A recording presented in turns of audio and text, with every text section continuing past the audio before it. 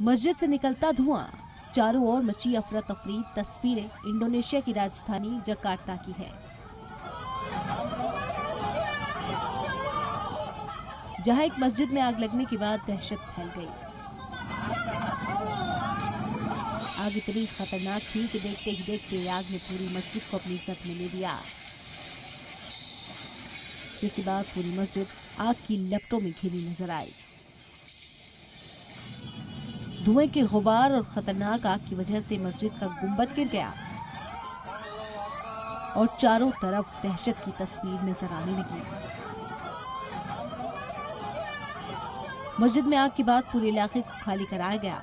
आग इतनी खतरनाक शक्ल अख्तियार कर चुकी थी कि उस पर काबू पाने के लिए 18 फायर ब्रिगेड की गाड़ियों को बुलाना पड़ा, तब जाकर कहीं आग पर काबू पाया गया। मस्जिद में आग लगने की वजह शॉर्ट सर्किट बताई जा रही है।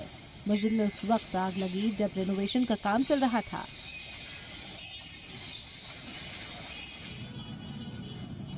उसी वक्त पहले मस्जिद से धुआं उठा और फिर देखते ही देखते आग पूरी मस्जिद में फैल गई।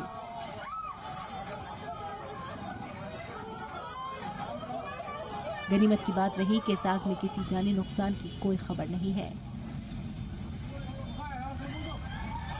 Bureau report, C media.